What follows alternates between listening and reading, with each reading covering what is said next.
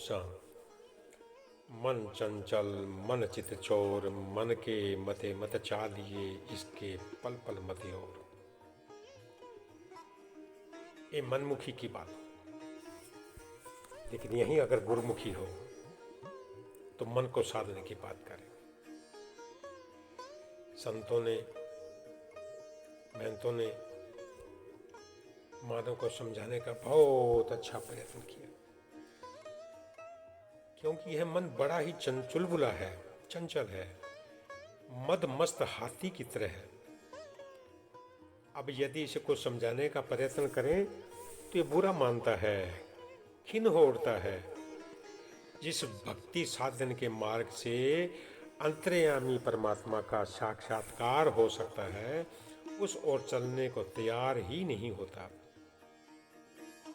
मन को जितना जिस ओर से रोकने का प्रयास किया जाता है, यह दुखी होकर उतना ही उसी ओर जाता है।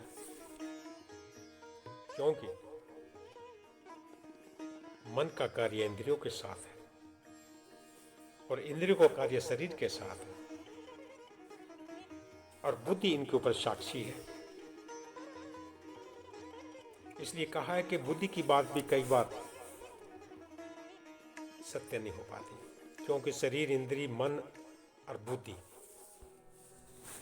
जब आत्मा की छांव में नहीं आते तब तक निर्णय करना बड़ा कठिन हो जाता है। मन की चंचलता,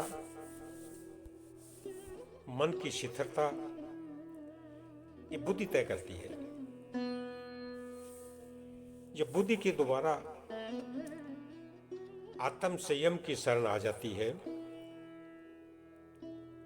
आत्मा के प्रकाश से उस बुद्धि के अंदर सत्वृत्ति जागृत होती है, और जब सत्वृत्ति जागृत होती है तो मन उसमें लीन हो जाता है। फिर इंद्रिय और शरीर ये मात्र ढांचा बन के रह जाता है। ना तो इंद्रिय के द्वारा किया हुआ कार्य शरीर मानता है, ना शरीर का किया हुआ इंद्रियां मानती है। इनमें सामंजस्य नहीं हो पाता, इसलिए इसको निर्णय नहीं कहते हैं ना कि निर्णय नहीं कर पाए। निर्णय यही होता है कि तीसरा निर्णय करने वाला नहीं था, झगड़ा तो दो कर रहे हैं, अब इसका निर्णय कौन करे? तीसरा। तो तीसरा मन था, मन बुद्धि में लीन हो गया और बुद्धि आत्मा में लीन हो गई। तो अब ये शरीर इंद्रियों की जो बात है, यही शास्त्र कहते हैं, यही गीता में भगवान ने कहा है कि मैं शरीर नहीं हूं, मैं शुद्ध चित्त ब्रह्म स्वरूप वो चेतनात्मा हूं, जो संसार में अनेकों प्रकार के कर्म के द्वारा रिश्ते, नाते, संबंध बना करके भ्रमित हो। आत्मा भोगता नहीं है, ये इंद्रियों को, शरीर को भोग करवाता है। आत्मा निर्लेप, निर्विकार, निरंजन, निराकार है, इसका कोई आकार नहीं है। इसे समझने के लिए हमें शास्त्रों का, संत महापुरुषों का अनुसरण करना ही पड़ता है। हाँ, कलयुग में वेद, शास्त्र, पुराणों का जो वास्तविक स्वरूप हमें चाहिए, हम उनके लायक नहीं रहे, क्योंकि धीरे धीरे वो चीज़ें हमारे यहाँ संस्कार से निकल गई।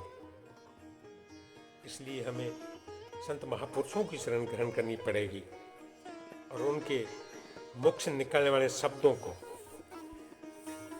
फिर उस साज के छान करके, फटक करके, उसमें से साफ गानों को, सात शब्दों को, जो साफ, अति सुंदर, जो हृदय में उतरने वाले, उन शब्दों को उतार करके आत्म कल्याण की ओर अग्रसर होना पड़ेगा। यही ईश्वर की कृपा। ओम शांति।